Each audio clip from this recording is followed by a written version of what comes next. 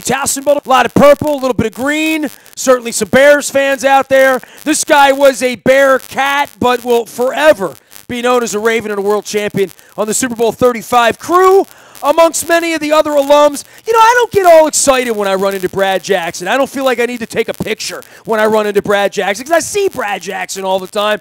But I still love you, B-Jack50, and I haven't had you on in a while. And you weren't one of the guys I sought out to give the big hug and say, how are you? I saved that for, the Keith Washingtons and the guys I haven't seen in 17 years.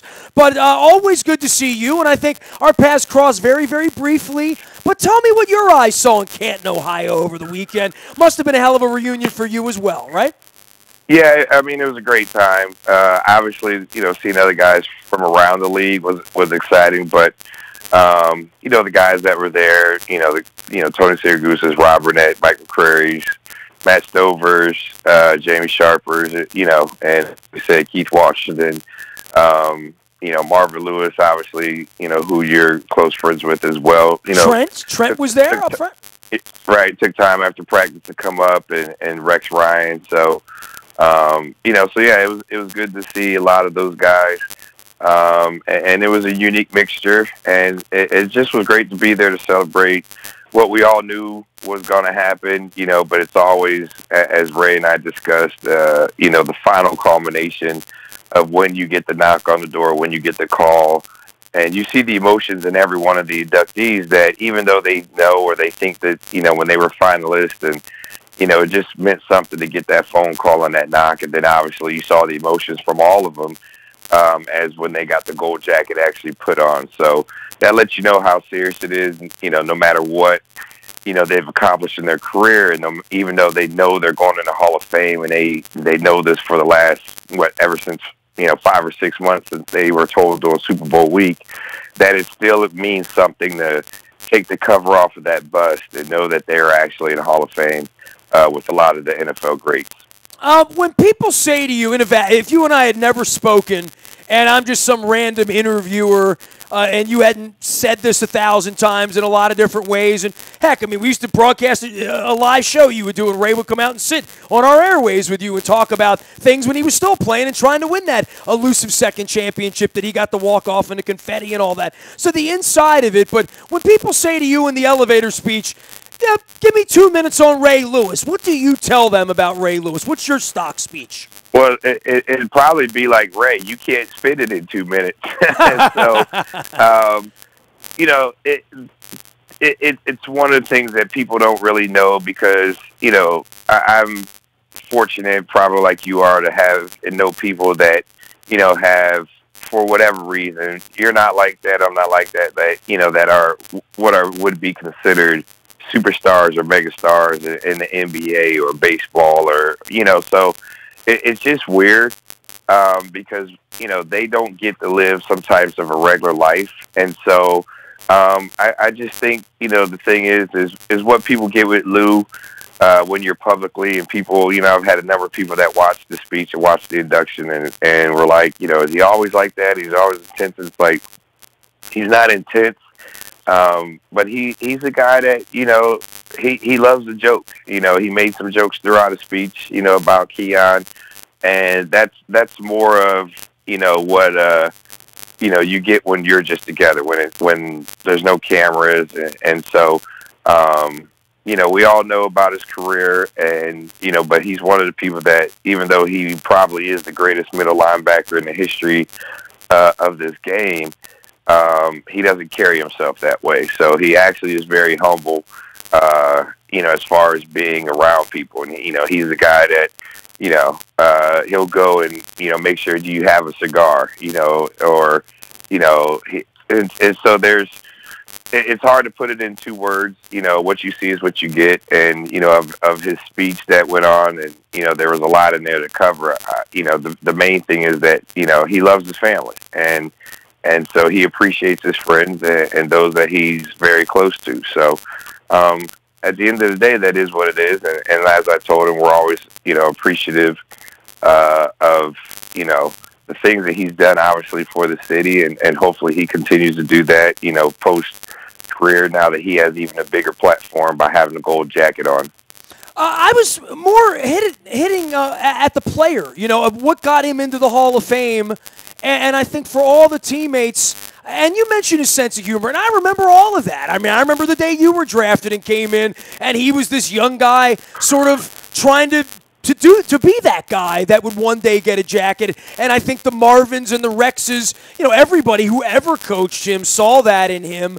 But he was a coach on the field as well. And for a guy like you who aspired to be that player and aspired to play that position, what did he have that you didn't have? You know what I mean? And I guess that would be said for anybody who played the game who wasn't Ray Lewis, right? There were only a few guys that could do it at that level. I know with John Ogden, every other lineman said, well, I wasn't 6'8", and I didn't have arms out to here, and, I didn't have that sort of athleticism. I couldn't do what John did. Ray wasn't any bigger, than you or any other guy that ever played linebacker, yet he did stuff that you couldn't do for whatever reason. Yeah, well, one, we played different positions. He was an inside linebacker, I was outside. So, it's completely different when, as we call it, when you're standing in the phone booth. And you have to go both ways. That would have been from McLeod at those days, right? Sure. Yeah, exactly. So Tyrus was, the guy initially, and then Ed Hartwell was one of the guys. Bart Scott. Those were all the guys that were in that middle. I was more of an outside linebacker. God bless me with speed. So my job and my focus was to cover the tight ends and do all those things that, for one of the greatest plays of his career, obviously, was the interception in Tennessee. That was a situation where I'm out covering Frank Wycheck, which is where Steve initially looked when he drops back, and he looks to his left, and he was looking to get Wycheck on that play. So we all had different things, like Peter Boulware, for as great as he was rushing a passer, we all were always jealous of Pete because his ability to just explode off the line and get so low and bend and flip and do all those things is amazing. So, I don't know if it's something that you don't have. It's just what God blessed you with. And for me, I was a 185-pound wide receiver. So as Ray and I always discussed, like he said during the speech, he was a running back when he left Kathleen High School and got the last scholarship at Miami, Florida. Obviously, if Miami or Florida or any other school in the country knew what Ray had, he wouldn't have been the last scholarship that was offered and the only school, to offer him a scholarship. And it's the same thing that I tell people.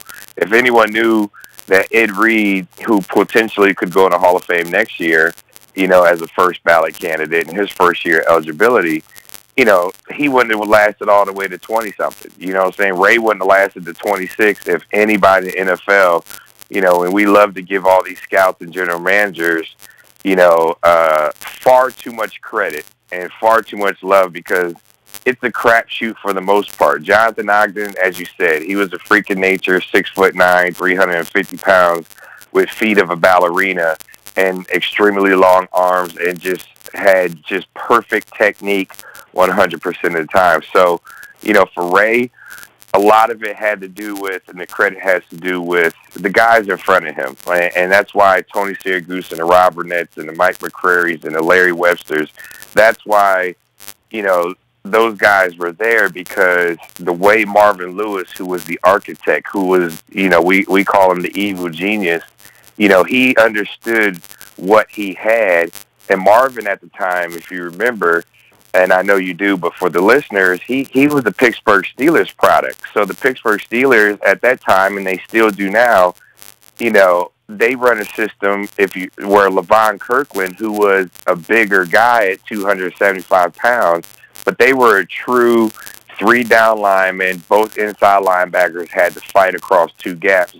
That's what was initially in Baltimore in 96 when Marvin first got here, and then 97. And then when I came in 98, the transformation changed, between 98 and 99. After 98, when the team was 6-10, that offseason is when the transformation started turning because of Marvin Lewis, because of Rex Ryan, who was hired in 99 after he left my school, the University of Cincinnati, where he was my defensive coordinator my junior and senior years.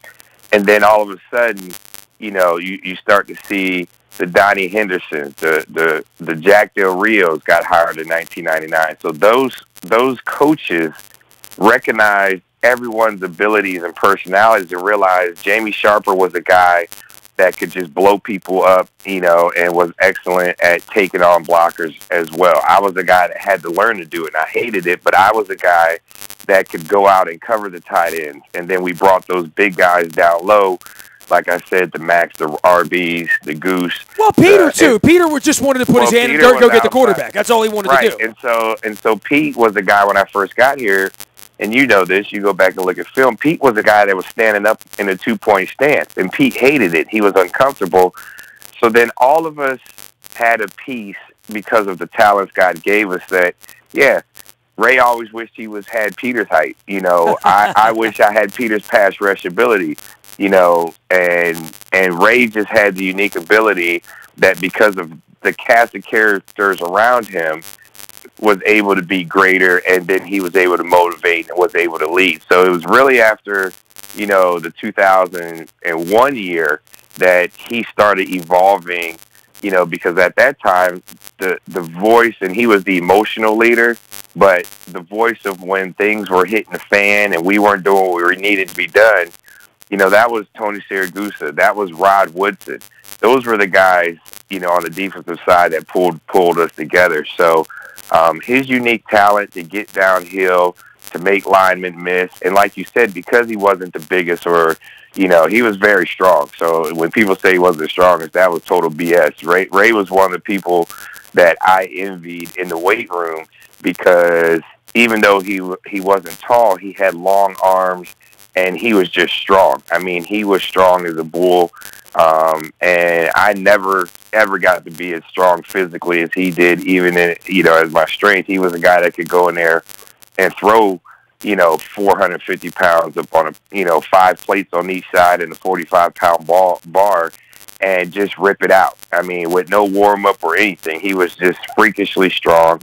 And then tied that with his insane intelligence, for knowing what people would do. So when you would play next to him, and I was, Marvin would tell you, I was considered a smart player. I knew everybody's job. Ray had the ability to look at you, Nestor, across the line of scrimmage and notice that if you wiped your towel before you came to the line of scrimmage, it was going to be a pass because he had studied that much film. He knew with offensive linemen by their stance, if it was going to be a run or pass. And Goose and those guys on the D-line were excellent at it as well because they were the guys that would yell out bird or rabbit. So you would be there. And so everyone had their part, and that's what made us the greatest defense in the history of the National Football League. And then he was able to carry that on. But there's a reason why when you look at the players that were there, it was that general core group, from 98 to 2002, that were the most represented that have played with Ray because he's appreciative and understood of what a lot of we went through also to help make him be great. So he was very humble in that, and just he's a freak of nature athlete, and no one is more deserving of his longevity and his ability to stay injury free because all those guys that I mentioned, including myself, none of us were able to stay injury free. And that was another thing that God blessed him with, other than the 1 year when he had the hamstring injury and then obviously the last year with the tricep, for the most part, he was pretty much healthy, throughout 17 years. Brad Jackson is my guest. I always learn a lot when I talk to BJack50. You can follow him out on Twitter. He's running around with girls softball and Georgia Tech and Delaware and doing some games on Fox and out at NBC Sports as well. You can find him at BJack50. All of it brought to you by our friends at Royal Farms. Real fresh, real fast. And the coffee, make sure you're downloading the app and using that when you're pumping the gas, as well as our friends at Freedmont Mortgage. Don't make a 30-year mistake by choosing the wrong lender. Carl Delmont will be joining us here as well, and you can find them at Freedmont.com. Brad, I got to tell you, I had Goose on. I've had a lot of the guys on from the Super Bowl team, as well as some guys afterward and some guys that didn't win championships here but were teammates of Ray, and just reminiscing about all of it. But specifically when I get you guys on, on. There's this story I like to tell, and I haven't told it much lately, but the Tuesday of Super Bowl week, I had gotten down to Tampa, and the wives hadn't gotten in yet, and my groups hadn't gotten in yet, and all that stuff. And Marvin said, come on over to the hotel, and I went over to the West Shore Hyatt, and he and I wound up having a meal with Dwayne Starks right there in the restaurant lobby. We went back to watch film. And on Tuesday night, we went back in past the pinball machines and the little makeshift theaters and the little, convention chairs that were placed behind these curtains where you guys were having your rooms. Projector goes up. We sit there. We watch a little bit of the Minnesota and the Philadelphia games and the Giants. The Vikings game wasn't even worth watching. 51-0 or whatever it was, right? So there wasn't much to see there. And I'll never forget this. It was like something out of a movie. It's just Marvin and I in this empty, giant room. And he turned the projector off, and I saw the light on his face. And he looked at me, and he gave me the smile. And Marvin's probably got one of the greatest smiles on earth. You know, it's so wide. He looked at me, and he said, they don't know how fast we are. There's no way we're going to lose. And he said that to me on Tuesday night. And I've written about that, and I've told that story. And now that I've had a bunch of you on, and when you say, I mean, Goose just says it matter of fact, I was a member of the greatest defense of all time. And I don't think there's anybody that can argue that, even the Bears of 85 or the Steelers or whatever. But you were a part of that as well. Make your case on that 20 years later as a biased observer. But you've seen 20 years worth of defenses, and the offenses are way ahead of the defenses for the most part here lately in the National Football League on a tactical standpoint. But do you say that to people? Do you just say, matter-of-factly, I was a member of the greatest defense of all time? Well, I mean, I'm humble, but I if people try to challenge it, it's yes, you remind people because, and the reason not arrogance, the reason is one, it's something very difficult to accomplish, and so when you still after 20 years, and when you look at however many years the National Football League has been around now, and I don't even know, you would know better than I, that the numbers don't lie. You know, there's no fake news when it comes down to who's the greatest defense because we're the only defense in the history of the National Football League to not allow an offensive touchdown in the Super Bowl. You're talking about the two best teams in football, and, you know, it didn't happen. When you look at the Super Bowl stats and the numbers, the fact that we allowed less than 130 yards in a Super Bowl game to an offense for 4 quarters of football, you know, there's 4 or 5 records that still remain, you know, in the Super Bowl game alone. And you don't even have to talk about what transpired, even though Chris Berman did, you know, throughout the Hall of Fame when he is still in awe. And when you talk to people like that, and I had a chance to talk to Lawrence Taylor and kind of joke around, you know, with him, you know, after the ceremony. And I'm always respectful of LT because he was one of my favorite players growing up, even though I was on the offensive side of the ball until I got to my sophomore year in college. You know, you joke with those guys because as great as the Giants defense was, they could never come close to what we did. The 85 Bears, God rest his soul, Buddy Ryan, when Rex Ryan was my defensive coordinator at the University of Cincinnati after they got fired from Arizona, he would always come up from the farm right there in Kentucky to watch practice and to watch spring ball. And he would always pull me aside during the summer, myself and a couple players, we would go work on the farm, you know, and then he'd feed us. And then obviously, you know, we would sit down and we watch film. So we saw all the tapes from the 85 Bears because he was more, you know, concerned that we would not screw up his legacy while we were running the defense at the University of Cincinnati. And we did it, which is why Rex got the opportunity to go to Oklahoma for 1 year, and then all of a sudden he came back into the National Football League where he's been up until a couple years ago when he joined the set at ESPN. So, you know, I did a television show with Buddy back in the day. That's how I knew Rex. So, I mean, I had no idea that you knew Buddy when I knew Buddy. Buddy used to fly up here from Louisville off the farm. He did a television show with me in 1997 with LT. Me, LT, and Buddy Ryan did a TV show for the whole 97 season. And I mean, Buddy was just one of the most special people I ever met. But Buddy loved me, you know, and to get the approval of Buddy Ryan, he was Buddy Ryan for crying out loud, 1997. Right. We knew him as the old man, so we knew what he had did with those defenses in Philadelphia. We knew what he did with the defense in '85 with the Bears. So the '85 Bears, we had the same number of shutouts throughout the season. So if you think about just those things, the fact that it wasn't just 1 year. We didn't allow in the National Football League, as Ray said in his speech, you had Jerome Bettis twice a year. You had James Littleman Stewart and Fred Taylor twice a year in Jacksonville. You had Corey Dillon twice a year. Eddie George, don't forget him. That's what I'm saying. You have Eddie George twice a year. So all those running backs, if you go back and look, the AFC North, our division, which was the AFC Central, AFC North, as the NFL kind of had it two different ways.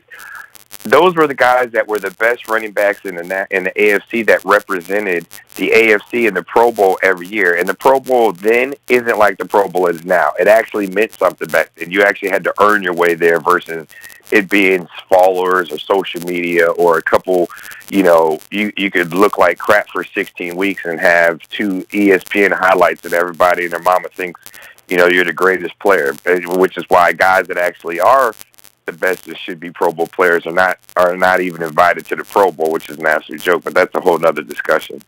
So when you look at the numbers, when you look at the fact that those running backs, we didn't allow a 100-yard rusher, for over 40-something games. 40-something games in the National Football League, a record that will never be broken, I will say it.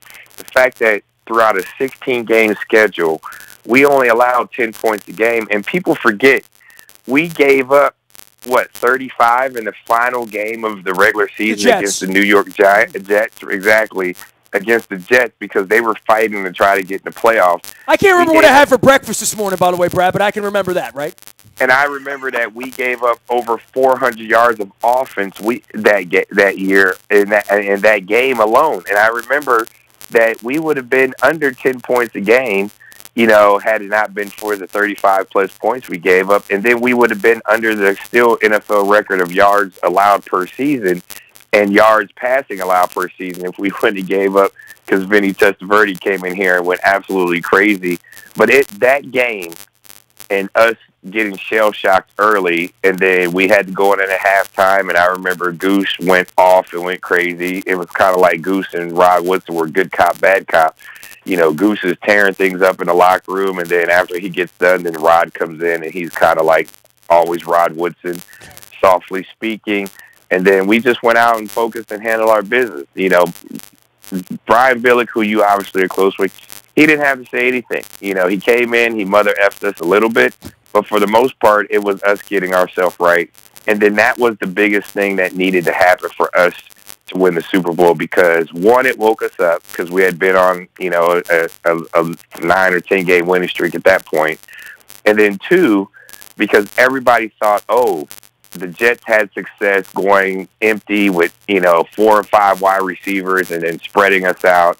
We're going to just go and kill them. But unfortunately, they gave Marvin, Jack, Donnie Henderson, Mike Smith, and Rex Ryan an opportunity as we prepared in the next week. And if you remember, the Denver Broncos came out and they started it the same way that the Jets tried to start the game against us, and it was the worst thing that ever happened to them. They went down and got 3 points in the first opening drive after an offensive turnover, and then or after the block punt, rather, and then all of a sudden, they tried that and it didn't work anymore. So that's why Marvin said it. Brian Billick, as we know, he stole it on Super Bowl Sunday when he said it right before we left the locker room, which was, they don't know how fast we are. Because that was the reality of it. They didn't know it, and no one else knew. And my buddies, Michael Strahan, Jesse Armstead, Sam Garz, the guys that I knew that played for the New York Giants, they all said the same thing. They knew we were fast on defense, but then when they saw it, that first opening series, it was one of the things that made that defense special. And it is the greatest defense because the numbers don't lie. No one's ever going to not go a season without giving up a 100-yard rusher. I mean, as great as some of the defenses have been here since we left, the 2006, namely, probably was the second greatest defense, in the history of the Ravens organization. But unfortunately, they didn't get it done as far as even, getting to an AFC championship or the Super Bowl. So it's just one of the things that, it's the greatest defense. It was an amazing year, and it's a brotherhood that stands throughout and will be timeless in the National Football League and for Baltimore Ravens fans and Baltimore Ravens organization. I love the Brotherhood. We were out as a part of the Brotherhood in Canton, Ohio. Brad Jackson joining us here. He's BJack50 out on Twitter. Still doing it and chasing the you got softball going on. You got kids in college. You got all this stuff. And we got a football season coming up here. Some thoughts about this Flacco-Lamar Jackson thing and more than that, the season itself. Brad, I think they're going to be a good football team this year. I really do. I'm very, very optimistic. I'm buying stock on 11 wins this year. I think they're going to be okay. 11 wins. I don't know if I see that, and unfortunately, I'm not a hater. I'm just honest. I've always have been.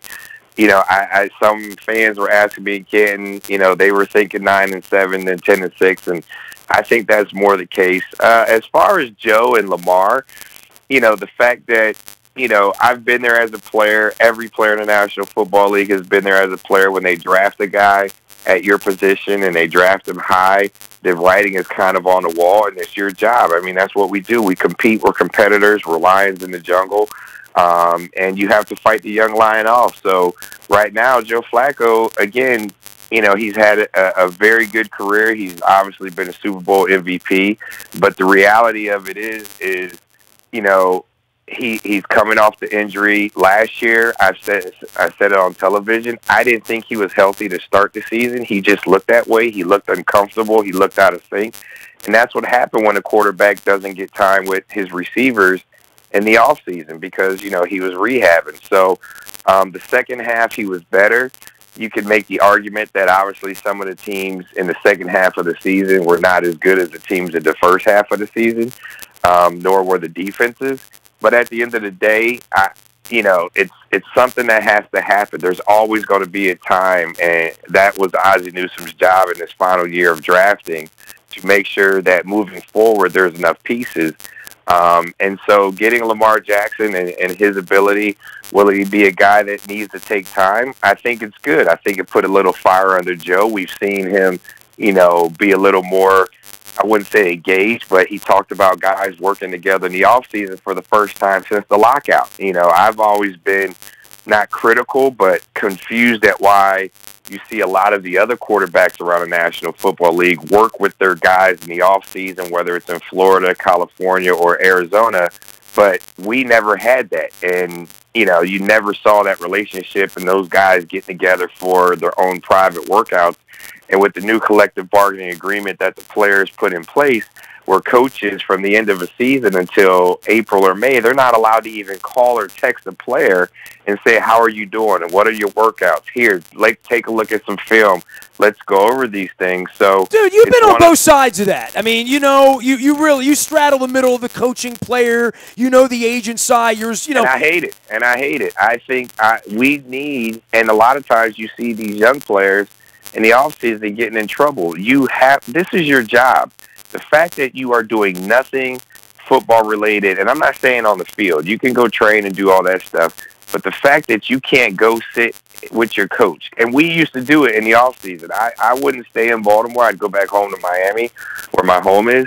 But when we were here in February, guys were here for 3 or 4 days at a time, and we were sitting with Jack Del Rio. We would go over every play and watch 16 games, and it wouldn't be strenuous. We'd come in and we'd watch a game. We'd come in and we'd break down third down runs against us. That's what made us great, Nestor. That's what made us the greatest defense, because guys would be around in February, in March. You get away from it a little bit, but March, April, May, guys were in there. Hey, and I would see you, Nestor, my teammate. Hey, we just got done. I didn't know you were in town. You didn't know I was in town.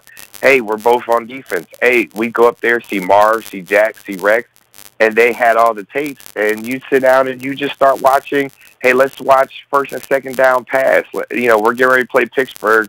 So in March and April, you started to understand who was doing whatever. If there was a change in the system, well, guess what? If there was a new coordinator, let's say that was going to be with the Bengals, and he was a coordinator in Arizona, you watch enough of Arizona tape to start to get a feel for this guy and what he liked to do in certain situations. And that is key when it comes to the regular season. Well, now it doesn't happen. I think it's terrible. I think that's why the game has become more diluted, and that's why you won't see as many great defenses, and that's why I also think offenses have taken along with the stupid rules in the National Football League, as we unfortunately saw a couple great hits that young kids made that were legal hits in the Hall of Fame game against the Chicago Bears, or whatever, and they were flagged.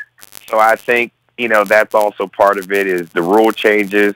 And, of course, offenses are just more advanced because guys aren't around in defenses, and these young guys don't have the ability to sit there and actually learn and improve their craft and know what the heck is going on by a formation or by alignment or how an offense is trying to attack them. Always love talking football with you, man. I know the travels are going to take you all sorts of places. Just tell everybody what you're up to. Sometimes you pop up here, and, of course, anybody can follow you out at BJack50, also out on Instagram as well. But you're traveling around and calling football this year, right? Yeah, we'll do several different conferences, so haven't finalized which conferences, which games, but between, NBC Sports, Fox Sports, and CBS Sports, doing a lot of college football, and exciting to see young guys, and I'll mix that in with my daughter's. She's heading off to Georgia Tech to play softball, so they'll have a fall ball schedule, which is, kind of like the first, start of things going before, they come back for Christmas break, and then when they head back in January, because softball season and the NCAA starts in February, so this is when in the fall they get a lot of, it's almost like spring ball for football, so they get a lot of work in, and then on weekends, they have double headers locally. They're allowed to do that by NCAA rule for 4 weekends that, starting at the end of September up until the first week in November. It's like a 5 or 6 week window. They're allowed to have 4 weekends where they do double headers and play other schools locally. So that's pretty much it. It's my youngest child and the last child, even though at 43, I'm going to be, pretty much empty nesting it, but enjoy watching her compete, at Georgia Tech in the ACC. And then next couple summers, she competes for the Puerto Rican, junior and women's national softball team. Nice. So it's exciting for that. We'll have Junior World next year in California next July. And then in 2020, Lord willing, Puerto Rico which is actually number 5 in the world right now, they'll have the ability to hopefully go to Tokyo for the 2020 Olympics. So there's no, there is professional softball after it, but, it hasn't gotten to the point where the WNBA or some of the other women's leagues where ladies are able to make a solid living off of it. And she doesn't want to do that anyway. She loves Dr. Leanne Curl. She loves Dr. Andrew Tucker from the Ravens, and that's what she wants to do. So that's what her contribution to the sports, and hopefully develop, stuff to help other athletes, and especially softball players, which is her passion, which is why she's going to be studying biology and biomedical engineering at Georgia Tech University. So well, look at you, proud papa. You look at that. Very excited. They've been calling me an empty nester for a long time. I don't know why. Brad, I think it's because your name in your brain. Hey, that's why I call guys like you, so I get smarter, right? Keep filling it up. It's like a sieve, though. There's a hole at the bottom. Not at all. Appreciate you, Brad. Be good, no man, and we'll catch up, and I'll come rub it in when the Ravens are playing playoff games here in Baltimore in January. Sounds good. Tell my buddy Carl Delmont I said hello. You got it. Carl Delmont out of Fremont Mortgage, a mutual friend of ours. Brad Jackson, BJack50. You can find him out on Twitter. Always learn something when I talk football with Brad Jackson. Great conversation there. We're sharing a lot of members. You can find them all out in the buyatoyota.com audio vault 24 hours a day from anywhere in the world on your mobile device by downloading the TuneIn Radio app. A little bit of Ray Lewis on the backside, some Rams, some Ravens this week. Lots going on around here in the big city. You can also subscribe to our morning newspaper. You'll get it delivered at 7 a.m. each and every morning digitally to your email inbox. It's all brought to you by Planet Fitness and PlanetFitness.com, where it's still $10 a month to get in the best shape of your life. Also, the morning newspaper brought to you by the Maryland Jockey Club and our friends at Laurel Park. They're racing there this weekend. The entries on the front of WNST.net as well as in our morning newspaper. And don't forget, the Maryland Million coming up on October the 20th. So circle that one on your calendar. That's a Saturday. And the Ravens are going to be in Nashville on October 14th. That is my 50th birthday. Still got space on our road trip if you want to join us to Nashville. I got a couple of weeks left to sell that. Toss me an email, nasty@WNST.net. All the road trips info at WNST.net under the road trips tab. What else do I got? Oh, any more breaking news happens, you get it first on the WNST text service. That's brought to you by Coons Ford of Security Boulevard. And Dennis Colatzos will be here from 3 until 5 this Thursday, getting you ready for preseason football.